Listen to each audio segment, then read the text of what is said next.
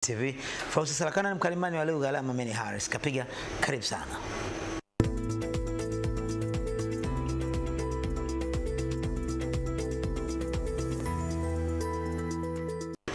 Rada inaanzia jijini Dar es Salaam ambapo Waziri Mkuu Kassim Majaliwa amezitaka halmashauri zote hapa nchini zihakikishe kuwa zinaweka vituo vya kuchakata na kutenganisha taka ili tu zinapozalishwa ziweze kushughulikiwa kwa njia salama na endelevu kwa lengo la kupunguza mzigo wa taka unaokwenda majalalani au kusambaa ovyo katika makazi ya watu.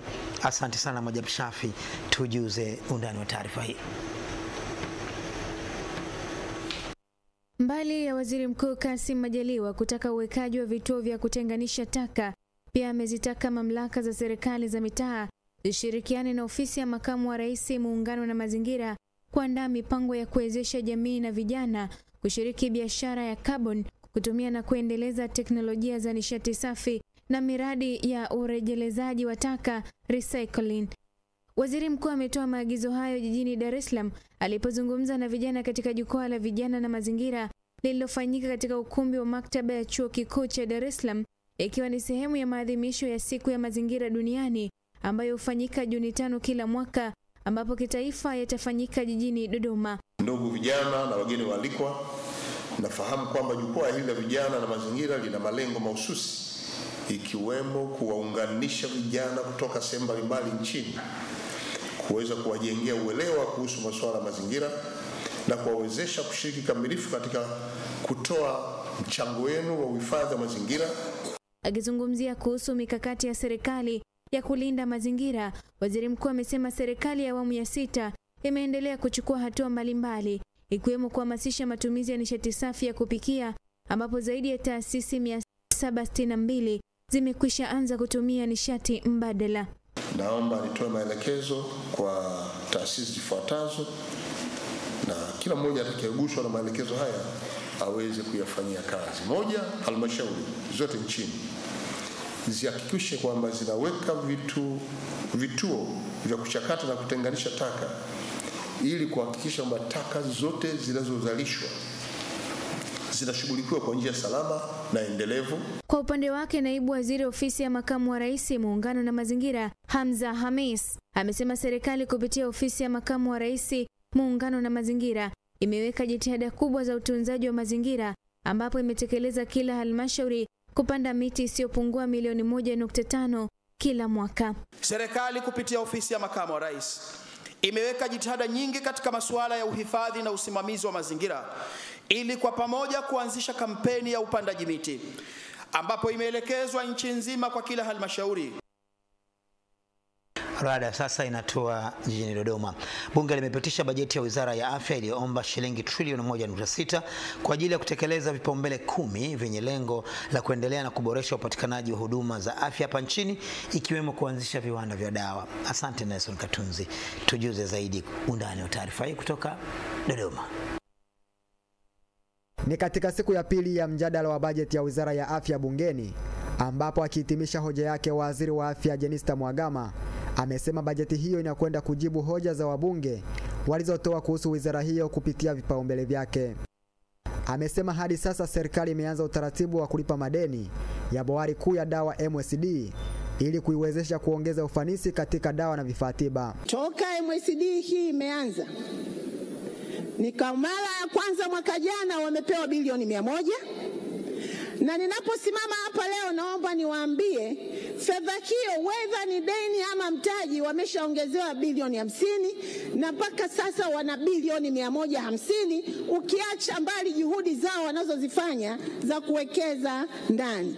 Kwa upande wake naibu waziri wa wizara hiyo Dr. Godwin Mollel amesema uwekezaji wa serikali katika sekta ya afya sio kwa wananchi wa Tanzania pekee bali umesaidia nchi 15 za Afrika zilizopo jirani ambazo watu wake wanakuja kutibiwa. Tunapozungumza hapa mataifa 15 yanaleta wagonjwa ndani ya Tanzania kutibiwa. Maana yake ni nini?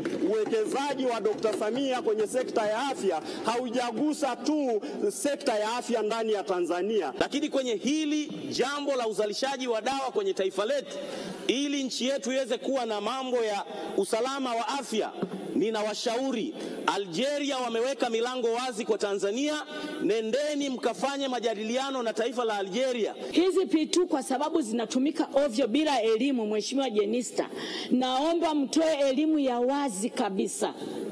Elimu ya wazi, nakwambia, ili hiki kizazi hiki kitapotea. Kutoka Dodoma sasa tunaingia Pwani. Waziri wa Ujenzi ambaye pia ni mbunge wa Mkuranga, Abdallah Ulega, amesema hadi kufikia sasa wametekeleza ahadi na ilani ya uchaguzi jimboni humo kwa 90%, huku wakipambana kuhakikisha kwamba wanakamilisha miradi iliyotekelezwa. Pili Makana, yeye ana undani wa taarifa hii.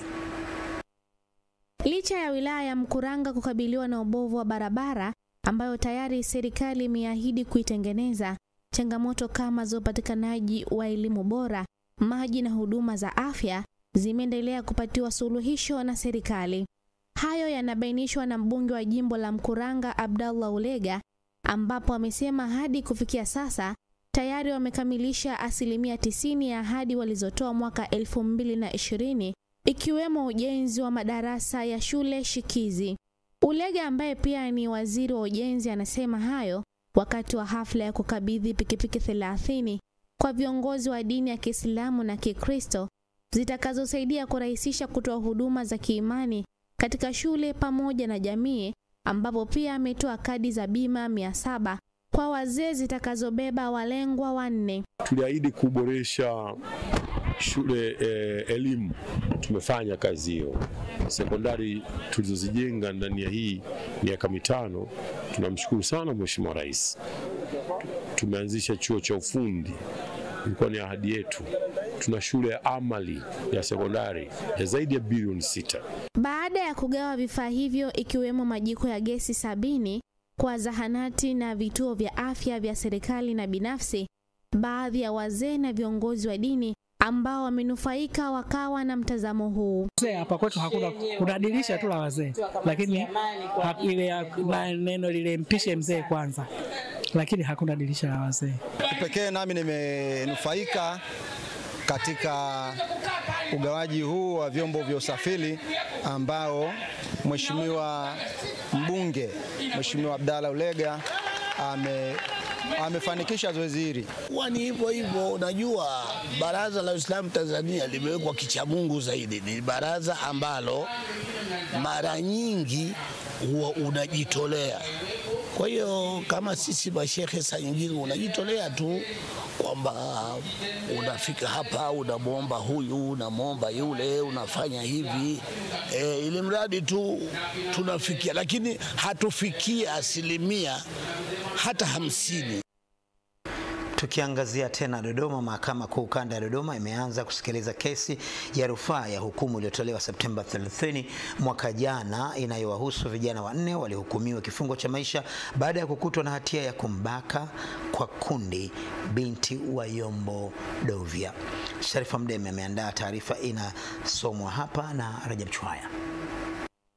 Rufaa hiyo imesikilizwa mbele ya jaji wa Mahakama Kuu Amiri Mruma, ambapo mawakili wa upande wa utetezi wamewasilisha sababu 33 za rufaa hiyo walizozigawanya katika makundi 9, ambapo leo yamesikilizwa makundi mawili ikiwemo suala la hati ya mashtaka.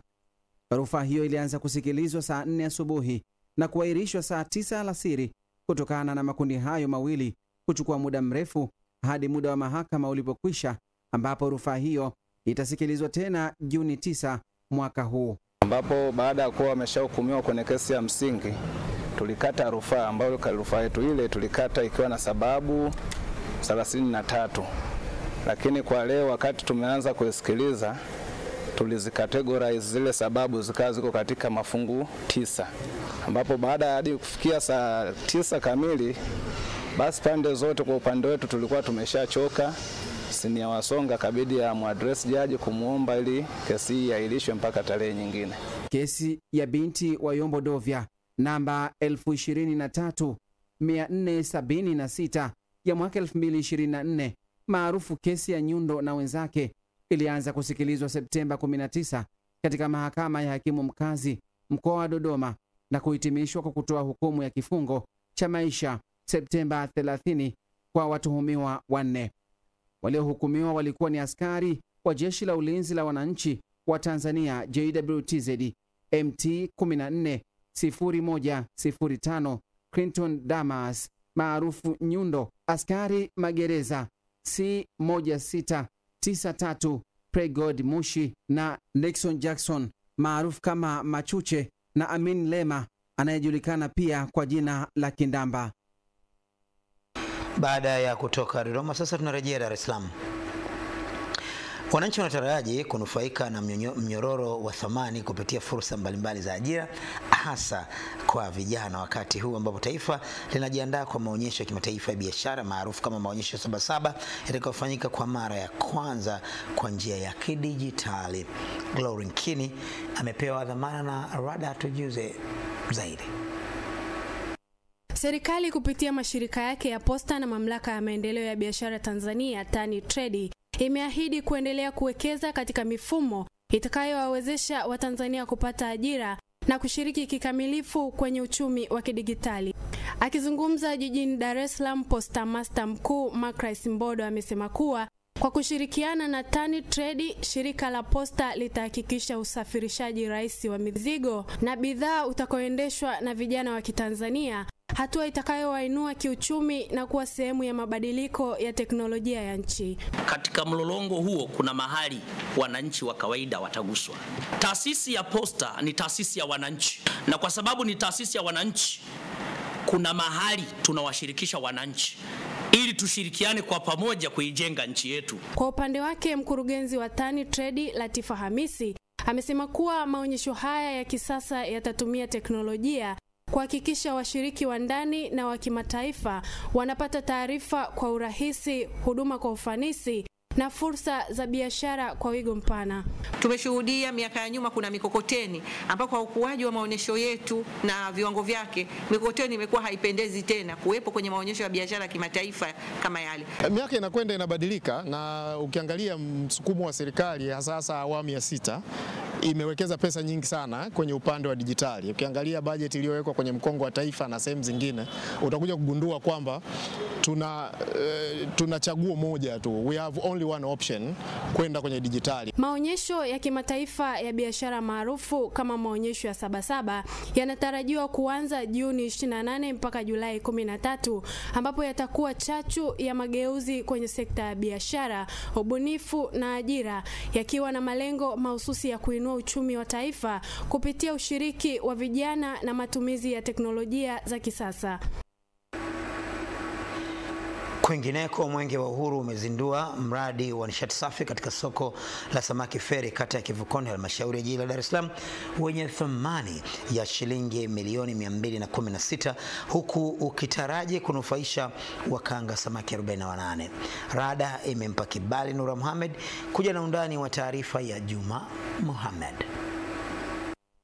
Ni katika kupiga vita moshi ambao unatajwa kuwa hatari zaidi kwa afya ya binadamu kutokana na matumizi makubwa ya kuni katika mapishi, ndipo halmashauri ya jiji la Dar es Salaam kwa kushirikiana na kampuni ya Orex Gas wakaja na mradi wa nishati safi katika soko la Feri. Mradi huu ambao ni rafiki kwa utunzaji wa mazingira umezinduliwa na kiongozi wa Mwenge wa Uhuru kitaifa Ismail Ali Usi, na hii ndiyo kauli yake kwa wakanga samaki. Nataka niwaambie wana Feri na wana Ilala, tumeona jitihada ambazo mnaonesha juu ya kumuunga Mheshimiwa Rais juu ya kuhamasisha nishati safi ya kupikia. Ndio maana leo hii tumejionea, tumezindua kiwanda chetu cha kisasa ambacho kitawasaidia wajasiriamali walioko katika eneo hala. Walio mbele yako, ndugu kiongozi wa mbio za Mwenge, ndio wamekuwa wakisimamia usalama wa hii ikulu yetu hapa Katizi Mtu. Hawa wamekuwa sehemu ya kuimarisha usalama wa nchi yetu. Jipigieni makofi wafanyabiashara wote. Naibu Spika wa Bunge na mbunge wa Ilala Musa Zungu akaeleza manufaa ya mradi huo kwa wananchi. Heshima kubwa tunakupa kwa niaba ya Mheshimiwa Rais, uone kazi anifanya DC, meya, mkurugenzi, wabunge, madiwani na Chama cha Mapinduzi kinavyojali wadau wanachangia kodi kwenye taifa letu. Katika hatua nyingine, Mwenge wa Uhuru umetembelea mradi wa vijana wa kiwanda kidogo cha kutengeneza samani cha Ulipo Tupo kilichopo Tabata, ambapo baadhi ya vijana hao wameeleza manufaa wanayoyapata. Inatusaidia kiuchumi kwamba tumepata ajira ambayo inatuwezesha kuisaidia familia, watoto kwenda shule na kadhalika. Mwenge wa Uhuru umepita katika miradi 7 ndani ya halmashauri ya Ilala jijini Dar es Salaam yenye thamani ya zaidi ya shilingi bilioni 44. Asante Nura Muhammad, unatusaidia sasa. Tumpe Mwewe nafasi ili tuonyeshe alicho nacho. Karibu Jicho la Mwewe.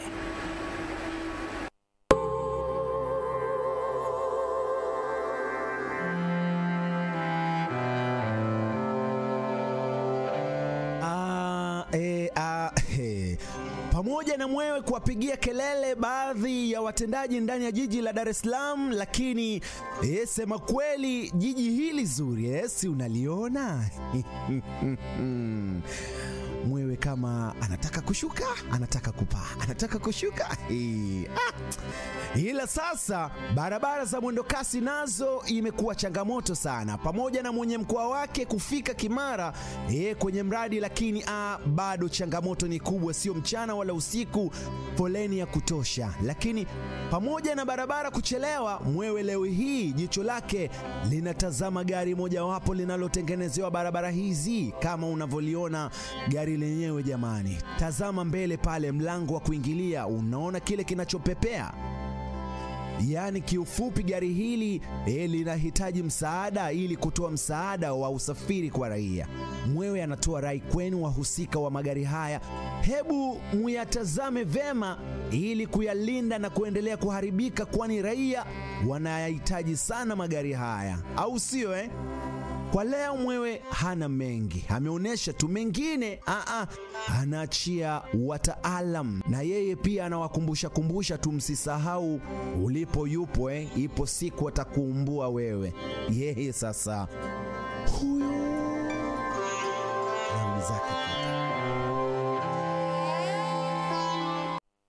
Twende pamoja viwanjani na Nura Muhammad.